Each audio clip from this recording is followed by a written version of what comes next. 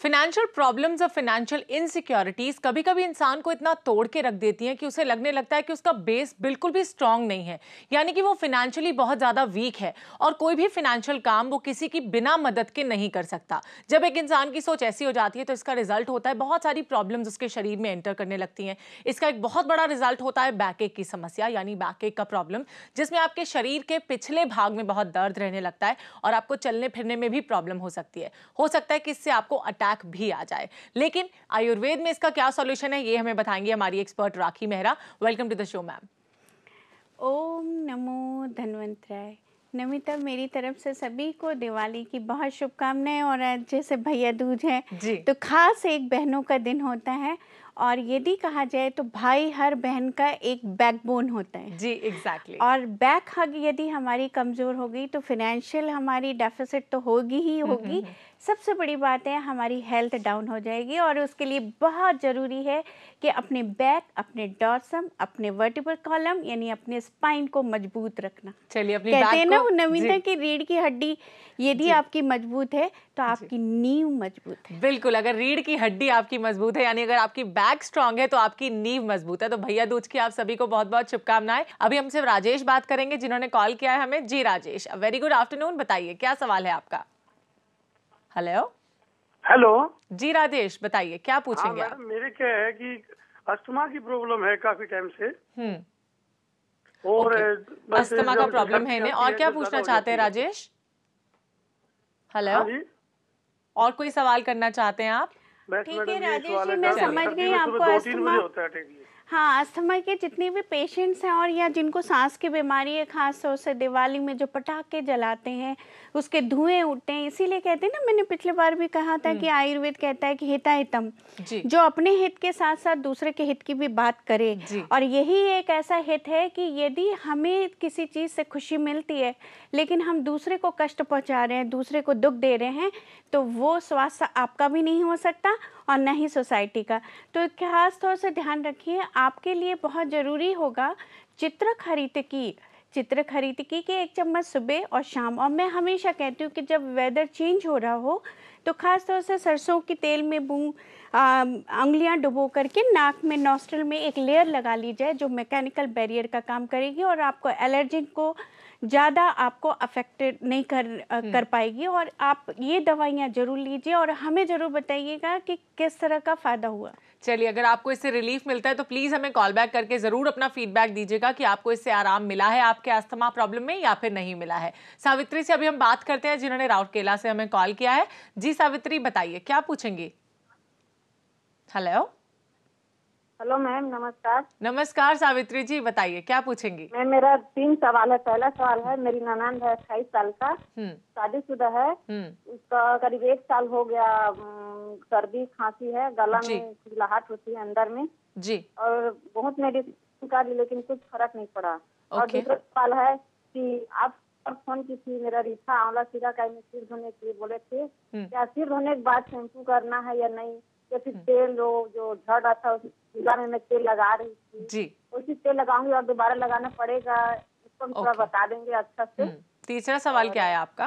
नहीं किया, और रीठा आंवला को रात को भिगा के करूं, उसको बताएंगे। और तीसरा सवाल है कि मेरा घुटने में बहुत दर्द होता है। सबसे पहले इनकी तीसरी समस्या लेते हैं कि इनके घुटनों में बहुत दर्द रहता है। और जैसा कि हमारा टॉपिक भी है बैकएक, तो कुछ जहाँ पे भी एक लगा हो, जहाँ पे पेन हो रहा है, इसका मतलब है वात की प्रवृत्ति ज़्यादा होती है। और हमारे यहाँ कहते हैं वातेन जनितो वात व्याधि, यानी इससे वात व्याधि, जहाँ कहीं पे भी पेन होगा वहाँ वात बढ़ गया है। और इसके जितने भी कारण हैं उसके लिए हमारे यहाँ आयुर्वेद में कहा है कि नास्ति तैला परम, तेल से ज़्यादा अच्छा उपाय नहीं हो सकता। तो एक आपके लिए मैं बता रही हूँ, घुटने के लिए गर्म पानी में नमक डाल करके टॉवल निचोड़ लीजिए, ये बैकएक के लिए भी किया जा सकता है। और वहाँ पे जगह पे इसको रैप कर ले। जब रैप हो जाएगा, थोड़ा सा गर्म हो जाएगा, फिर आपको पोंछने के बाद में पंचगुण तेल, नोट करिए, पंचगुण तेल लगा लीजिए हाथ में और धीमे धीमे ऐसे अपने घुटने मलिए। ये तो हुई आपके लगाने की दवाई। साथ में अश्वगंधा रिष्ट आपके लिए बहुत अच्छा चीज़ है, वो 2 चम्मच सुबह 2 चम्मच शाम खाना खाने के बाद में लेना है। एक आपने पूछा था कि आंवला, शिकाकाई, रीठा से आपने बाल धोने शुरू कर दिए, बहुत अच्छी बात है। ये खुद शैम्पू है, इसके बाद किसी शैम्पू की ज़रूरत नहीं होती। तीसरी बात आपने कहा था कि आपके किसी रिलेटिव को बेटी को तकलीफ़ है, नाक की तकलीफ़ है, सांस की तकलीफ़ है, उनके लिए बहुत अच्छा रहेगा। नोट करिए, सीतोपलादी भस्म, सीतोपलादी चूर्ण के नाम से आता है और ये चूर्ण 500 मिलीग्राम की मात्रा में श्रृंग भस्म 500 मिलीग्राम, ये दोनों मिला करके 1-1 चम्मच सुबह शाम कनकासव, सिरप कनकासव के साथ में लीजिए, ज़रूर फ़र्क पड़ेगा और हमें ज़रूर बताइए कि किस तरह का फ़र्क पड़ा। चलिए, राखी जी चाहते हैं कि आप हमें कॉल करके ज़रूर बताएं कि आपको किस तरह का फ़र्क पड़ रहा है, क्योंकि फीडबैक इज़ वेरी इंपॉर्टेंट।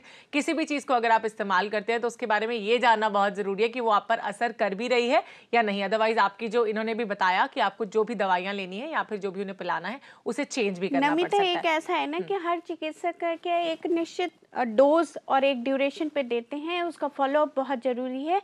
बताना ज़रूरी है कि उसमें क्या फेरफार किया जाए या फिर किस तरह से आपको फ़र्क पड़ा और क्या और फ़र्क पड़ सकता है। एग्जैक्टली, या फिर क्या चेंजेस हमें आपको बताने हैं। और अभी बात करते हैं अनीता से। जी अनीता, बताइए क्या पूछेंगी? हाँ जी, हमारी 41 हेलो जी, बताइए क्या पूछना चाहती हैं आप? हाँ जी, हमारी एज 41 ईयर्स है। मेरी 8 साल पहले डिलीवरी हुई थी, नॉर्मल डिलीवरी थी, लेकिन उसके बाद से मेरे को लोअर बैक एक हो गया। ये पेन नहीं है, एक है, और दिखाया डॉक्टर को, उन्होंने बोला मस्कुलर प्रॉब्लम है कुछ। ओके, आप डॉक्टर को दिखा चुकी हैं, उन्होंने कहा मस्कुलर प्रॉब्लम है। इस सवाल का जवाब हम जरूर देंगे, लेकिन कॉल फॉर केयर में भी वक्त हो गया। एक छोटा सा ब्रेक लेने का, आप कहीं मत जाइए। सुनीता, देखते रहिए प्रज्ञा, जो आपको मिला है बेहतर आपसे।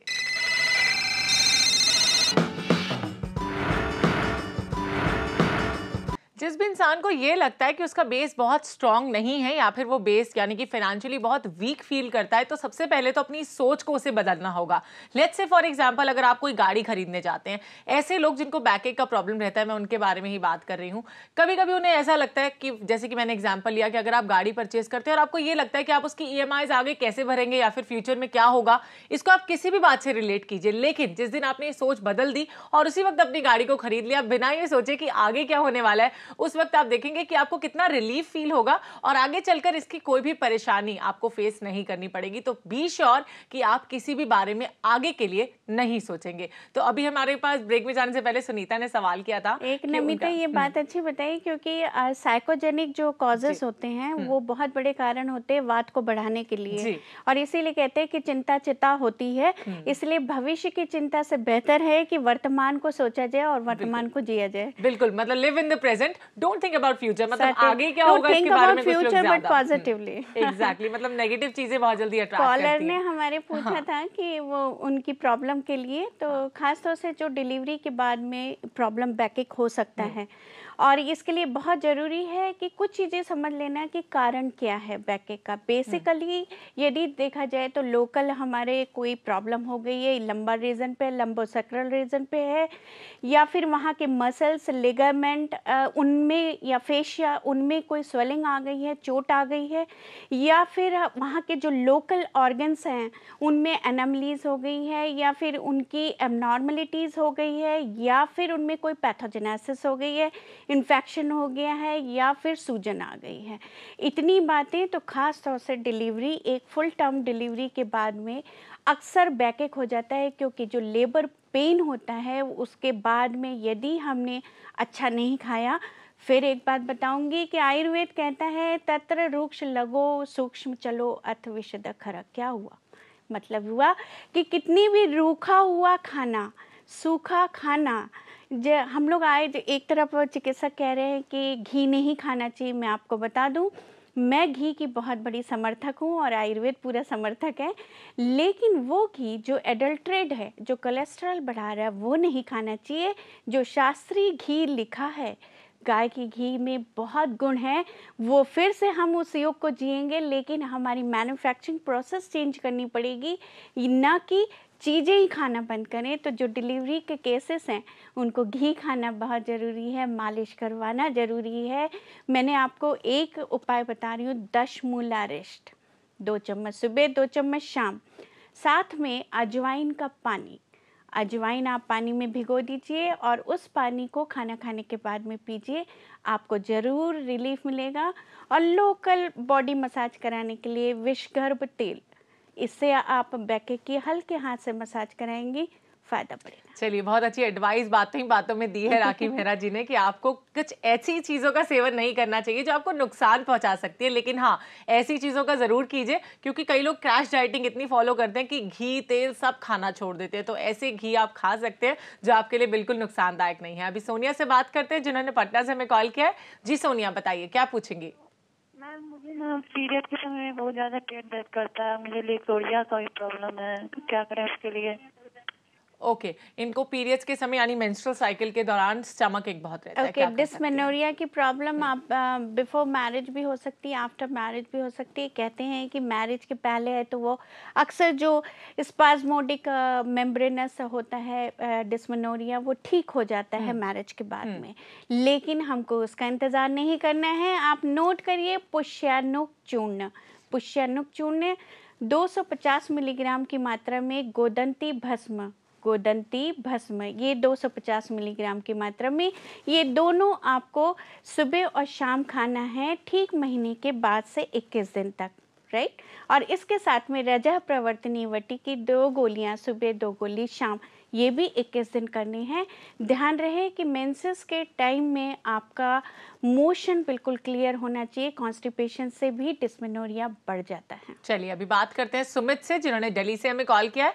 जी सुमित, बताइए क्या पूछेंगे आप? हेलो। हाय मैम, मेरा नाम सुमित है। Okay, very good afternoon Sumit, बताइए।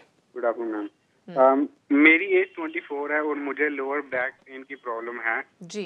अगर मैं आधे घंटे से ज़्यादा खड़ा हो जाऊं तो वो लोअर बैक में जो पेन होना स्टार्ट हो जाता है और वो स्टार्ट होते होते ऊपर मेरी नेक तक पहुंचता है। ओके। और एक और मेरा वो मेरी मदर के लिए है जी। उन्हें आर्थराइटिस की प्रॉब्लम है और 1.5 साल पहले उन्हें बैक की प्रॉब्लम भी आई थी, तो वो 5 मिनट से ज्यादा नहीं खड़ी हो सकती हैं, इसलिए कुछ बताइए।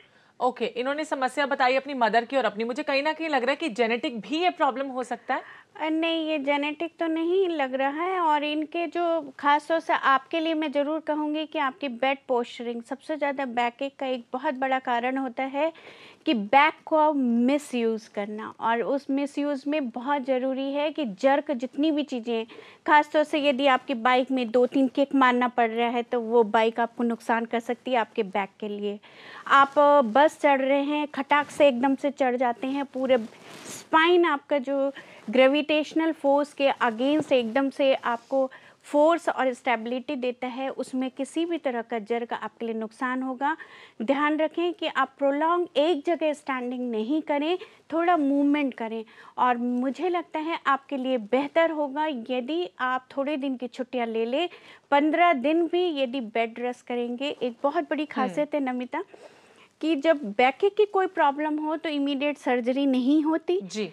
सबसे पहले होता है पैलेटिव, तो उसके लिए रेस्ट बहुत अच्छा काम करता है। स्विमिंग बहुत अच्छी चीज़ है इसके लिए, क्योंकि वो आपको वाटर बेड देती है और आपका सरफेस टेंशन जो है वो वाटर ले लेता है, इससे काफ़ी फ़र्क पड़ता है। मैं आपको सलाह दूंगी कि आप सिंपल, अब मैं आपको पंचगुण तेल बता रही हूँ, हल्के हाथ से, मैं फिर से कहूँगी, बैक कभी भी हो तो तेज हाथ से और मसाज नहीं करना चाहिए। मसाज का तरीका होता है origin to insertion of that muscle, यानी आपको पता नहीं होता करनी है और साथ साथ कैसे इनको मसाज करनी है इसके बारे में बात करेंगे। लेकिन एक छोटे से ब्रेक का वक्त हो गया राखी जी, क्योंकि राखी जी की एडवाइस मुझे बहुत अच्छी लगती है, लेकिन मेरा ब्रेक लेने का बिल्कुल मन नहीं है, पर फिर भी क्या करूं, वक्त हो गया एक छोटा सा ब्रेक लेने का। आप कहीं मत जाइए, देखते रहिए कॉल फॉर केयर।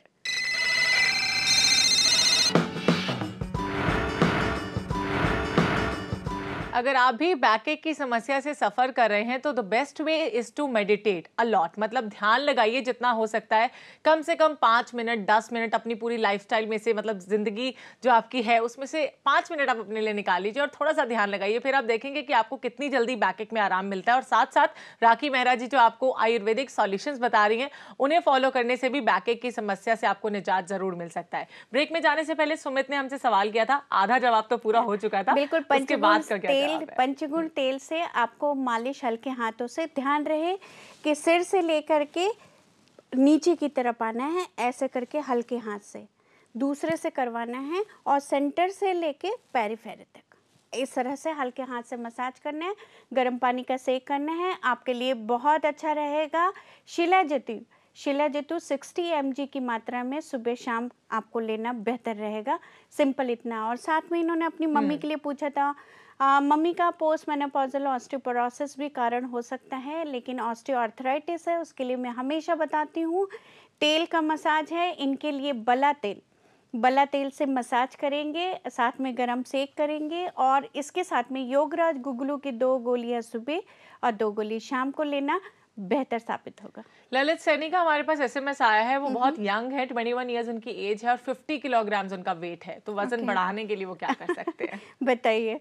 किसी का वजन ज़्यादा है, किसी का कम है, लेकिन आपके लिए बहुत बेहतर रहेगा। कहते हैं ना कि दूध के साथ में यदि आप केले का सेवन करेंगे तो आपका वजन भी बढ़ेगा। और ख़ास तौर से नोट करिए, अश्वगंधा पाउडर 2 चम्मच रात में सोने के पहले गर्म दूध के साथ में लेंगे तो भी वजन बढ़ेगा। एक हमारे दर्शक जानना चाहते हैं कि अच्छे बालों के लिए यानी कि गुड हेयर्स के लिए और एक अच्छी आईसाइट के लिए वो क्या कर सकते हैं? आईसाइट और हेयर और स्किन, इनके लिए सबसे बेहतर उपाय है कि सुबह उठ करके 5 भीगे हुए बादाम खाइए, रात में सोने के पहले गर्म दूध पीजिए और मुनक्का उसमें 2-4 डाल लीजिए। आपके हेयर भी अच्छे हो जाएंगे, स्किन भी अच्छे हो जाएंगे। और ख़ास तौर से lots of seasonal vegetables and fruits का सेवन करिए। चलिए, ये तो बहुत ज़रूरी है कि सीजनल वेजिटेबल्स और फ्रूट ज़रूर खाएं, इससे स्किन पे भी एक अलग ग्लो आता है। इसी के साथ हमारे पास एक और SMS है राखी जी, वो जानना चाहती हैं, नाम नहीं दिया है, हाथों पैरों में बहुत दर्द रहता है, इसके लिए क्या कर सकती हैं? हाथ पैर में दर्द का बहुत बड़ा कारण कुछ भी हो सकता है, बहुत ज़्यादा मेहनत, एक बैकएक की बात हो रही है, इसीलिए मैं हाथ पाँव के दर्द भी बता दे रही हूँ। जो भी अपनी शक्ति से यानी अपनी स्ट्रेंथ से ज़्यादा काम कर लेता है, अधिक परिश्रम कर लेता है, अयथा बल बोलते हैं जिसको आयुर्वेद में, वो भी नुकसानदायक है और जो बिल्कुल काम नहीं करते वो भी नुकसानदायक है। तो इसलिए जितने शरीर सह सके उतना अच्छा है।